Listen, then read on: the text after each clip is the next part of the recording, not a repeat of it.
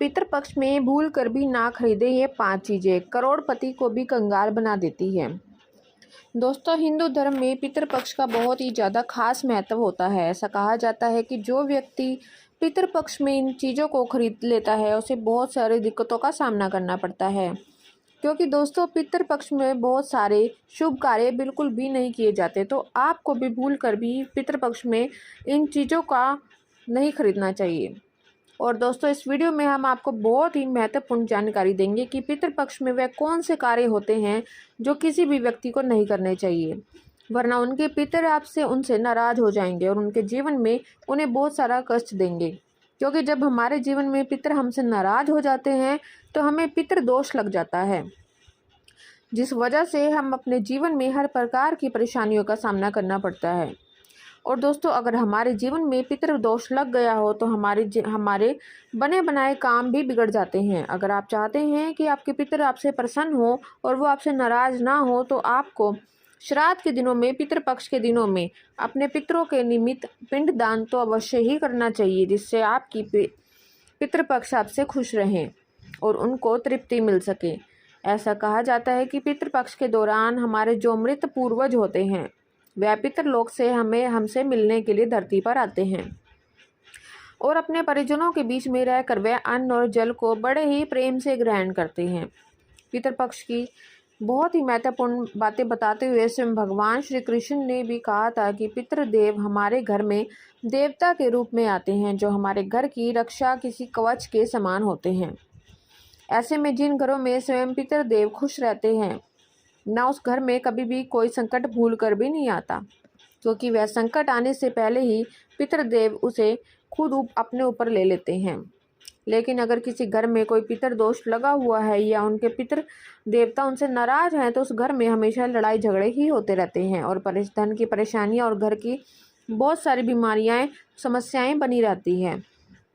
ऐसे घर में कुछ भी कभी भी मंगल नहीं होता। और यह जो पितृपक्ष के 16 दिन होते हैं वह अपने पितरों को खुश करने के लिए ही होते हैं। इस पितृपक्ष में हर व्यक्ति अपने पितरों को बड़े ही आसानी से खुश कर सकता है, लेकिन आपको कैसे पता लग सकता है कि आपके घर में पितृदोष है या नहीं? तो दोस्तों, आज की इस वीडियो में हम आपको इस विषय में आपको बताएंगे, साथ ही आपको यह भी बताएंगे कि कैसे आप पता लगा सकते हैं कि आपके घर में पितृदोष है या नहीं, किस तरीके से आपको लक्षण दिखाई देंगे, साथ ही क्या क्या उपाय आपको करने होंगे। इस वीडियो में हम आपको पूरी जानकारी देंगे। साथ ही हम आपको एक ऐसा कार्य भी बताएंगे जिसे आपको पितृपक्ष में जरूर ही करना चाहिए। अगर आप यह कार्य नहीं करते हैं तो आपके पितृ देवता आपसे बहुत ज़्यादा नाराज हो जाएंगे, जिस वजह से आपके घर में कंगाली छा जाती है, आपके घर परिवार में संकट आ जाता है, आपके जीवन की खुशियों को किसी की नज़र लग जाती है। दोस्तों, सबसे पहले हम आपको बता दें कि यह जो भी जानकारी है हम आपको बताने वाले हैं, इसका उल्लेख शिव महापुराण में बड़े ही विस्तार से किया गया है। बस हम आपके सामने इसे आसान भाषा में रख रहे हैं। तो आइए जानते हैं इसे विस्तार से।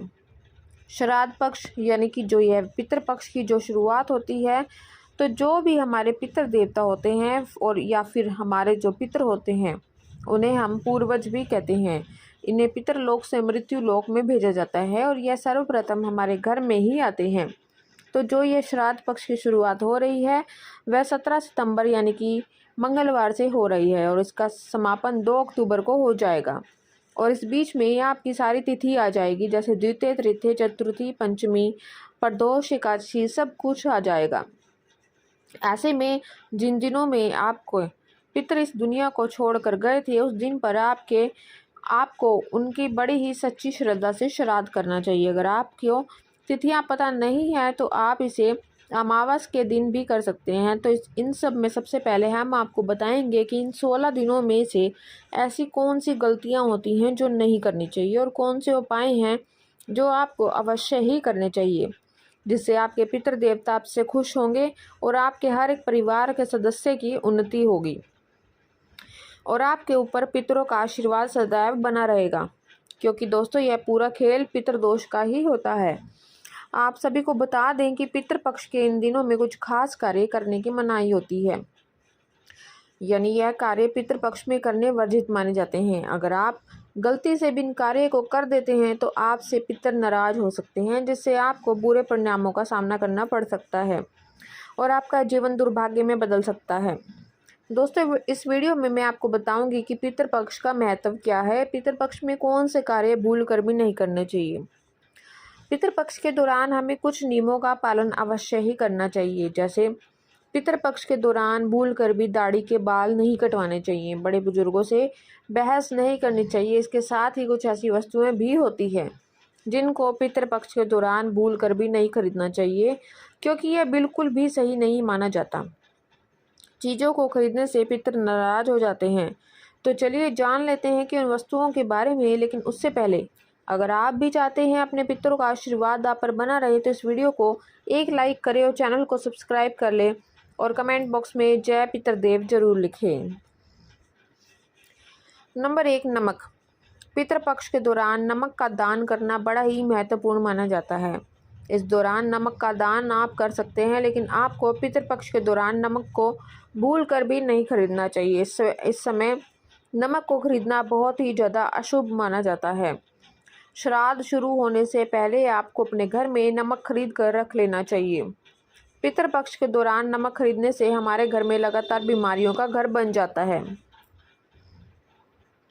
नंबर 2, सरसों का तेल। अगर आप पितृपक्ष में सरसों का तेल खरीदते हैं तो पितरों के साथ ही शनि देव भी आपसे बहुत ज़्यादा क्रोधित हो जाते हैं। इसलिए गलती से भी आपको सरसों का तेल पितृपक्ष के दौरान नहीं खरीदना चाहिए। आप तो जानते ही हैं जब शनि देव किसी से क्रोधित हो जाते हैं तो उस व्यक्ति की क्या दशा कर देते हैं। इसको भी पितृपक्ष शुरू होने से पहले ही आपको अपने घर में खरीद कर रख लेना चाहिए। नंबर 3, झाड़ू। झाड़ू का संबंध माता लक्ष्मी से माना जाता है। पितृपक्ष के दौरान झाड़ू खरीदने से आपको समस्याओं का सामना करना पड़ सकता है, खासकर आपकी आर्थिक स्थिति बहुत ज़्यादा अशुभ प्रभाव पड़ेगा। इसलिए श्राद्ध पक्ष के दौरान झाड़ू खरीदने की गलती आपको भूल कर भी नहीं करनी चाहिए। नंबर 4, नए वस्त्र। पितृपक्ष के दौरान नए वस्त्र बिल्कुल भी नहीं खरीदने चाहिए, बहुत ही ज़्यादा अशुभ होते हैं। जब हम अपने पितरों को याद करते हैं और सात्विक जीवन जीते हैं तो गलती से भी उस दौरान आपको नए वस्त्र और आभूषण खरीदने से बचना चाहिए। इस अवधि में ज़्यादा साज सज्जा करने की बजाय सात्विक रहने से पितृदेव हमसे बहुत ही ज़्यादा प्रसन्न होते हैं। पितृपक्ष के दौरान वाहन और भूमि भवन 15-16 दिनों में आपको बिल्कुल भी नहीं खरीदना चाहिए। गलती से भी आप ऐसा कर लेते हैं तो इसके गंभीर परिणाम आपको भुगतने पड़ सकते हैं। इस दौरान भूमि या वाहन को खरीदारी करने से फायदे आपको नुकसान भी उठाना पड़ सकता है। तो चलिए अब जानते हैं पितृपक्ष में किन चीज़ों को खरीदना शुभ होता है। नंबर 1, काले तिल। पितृपक्ष में काले तिल को बहुत ही ज़्यादा शुभ माना जाता है। ऐसे में इन दिनों में अगर आप काले तिल खरीद लेते हैं या इनका दान कर देते हैं तो आपको बहुत ही ज़्यादा शुभ परिणाम देखने को मिलते हैं। नंबर 2, जीरा। पितृपक्ष में जीरे की खरीदारी करना बहुत ही ज़्यादा शुभ होता है। धार्मिक दृष्टि से जीरे को सोना माना जाता है। पितृपक्ष में इसे घर में लाने से या दान करने से हमारे धन में लगातार वृद्धि होती रहती है। नंबर 3, कच्चे चावल। श्राद्ध कर्म में कच्चे चावल का इस्तेमाल किया जाता है। इन्हें चांदी के समान माना जाता है। ऐसे में इन दिनों में चावल घर पर लाना बहुत ही ज़्यादा शुभ होता है। इससे हमारे जीवन की परेशानियां दूर होती है। नंबर 4, चमेली का तेल। शास्त्रों के अनुसार कहा जाता है कि अगर पितरों को चमेली का तेल अर्पित किया जाए तो वे इससे तृप्त हो जाते हैं। ऐसे में पितृपक्ष के दौरान चमेली के तेल को घर में लाना या दान करना हमारे लिए बहुत ही शुभ परिणाम देने वाला होता है। नंबर 5, नए कपड़े। पितृपक्ष में जहां खुद के लिए नए कपड़े खरीदने की मनाही की जाती है, वहीं पर पितरों के निमित्त के लिए इस दौरान नए कपड़ों को खरीदना बहुत ही ज़्यादा शुभ माना जाता है, क्योंकि इससे पितर बहुत ही जल्दी प्रसन्न हो जाते हैं और आशीर्वाद भी देते हैं और हमारे जीवन में बिगड़े कार्य में हमको सफलता देते हैं। लेकिन ध्यान रखना है कि इस दौरान खरीदे गए कपड़ों को ब्राह्मण को दान कर दें, खुद का इस्तेमाल भूल कर भी ना करें। नंबर 6, सफ़ेद फूल। पितरों को खुश करने के लिए सफ़ेद फूलों का यूज़ किया जाता है। ऐसे में अगर आप पितृपक्ष के दौरान घर में सफ़ेद फूल आप लेकर आते हैं तो इससे पूर्वज बहुत ज़्यादा खुश होते हैं और आपको अपना आशीर्वाद अपने ऊपर बनाए रखते हैं और आपके जीवन की तमाम परेशानियों को वह दूर कर देते हैं। दोस्तों, आप सभी को बता दें कि पितृपक्ष के इन दिनों में कुछ खास कार्य करने की मनाही होती है, यानी यह कार्य पितृपक्ष में करने वर्जित माने जाते हैं। अगर आप गलती से भी इन कार्यों को कर देते हैं तो आपसे पितर नाराज हो सकते हैं, जिससे आपको बुरे परिणामों का सामना करना पड़ सकता है और आपका जीवन दुर्भाग्य में बदल सकता है। नंबर 1, तामसिक चीज़ों का सेवन। पितृपक्ष के इन 16 दिनों तक आपको भूलकर भी तामसिक चीज़ों का सेवन नहीं करना चाहिए। साथ ही आपको लहसुन, प्याज, मांस, मदिरा और नशे से, धूम्रपान से दूर रहना चाहिए और तन मन शुद्ध रखना चाहिए, नहीं तो आपको पितरों के क्रोध का सामना करना पड़ सकता है। नंबर 2, इसके अलावा किसी को भी अपशब्द नहीं कहना चाहिए। साथ ही सट्टा खेलना, किसी के साथ छल कपट करना, इस तरह के कार्य भी नहीं करने चाहिए। अगर आप ऐसा करते हैं तो आपसे पितर नाराज हो जाते हैं और जिससे आपको कठिन समस्याओं का सामना करना पड़ सकता है। नंबर 3, ना करें अपमान। पितृपक्ष में आपके दरवाजे पर यदि कोई भी जानवर, साधु आदि आता है तो आपको उनका अपमान नहीं करना चाहिए। इन लोगों को अपमान करने से आपके पितर आपसे नाराज हो सकते हैं। साथ ही घर की चौखट पर यदि कोई गाय, कुत्ता, भिखारी आता है तो उनका अपमान भी ना करें, बल्कि आपको उन्हें श्रद्धापूर्वक भोजन करवाना चाहिए।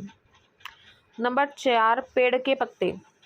पितृपक्ष के इन दिनों में पेड़ों से पत्ते नहीं तोड़ने चाहिए, नहीं तो आपको शुभ परिणाम की जगह अशुभ परिणाम का सामना करना पड़ सकता है।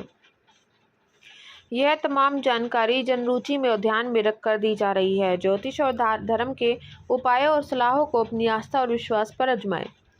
वीडियो का उद्देश्य मात्र आपको बेहतर सलाह देना है। इस संदर्भ में हम किसी प्रकार का कोई दावा नहीं करते हैं। दोस्तों, वीडियो अच्छी लगी हो तो लाइक और सब्सक्राइब जरूर करें। धन्यवाद।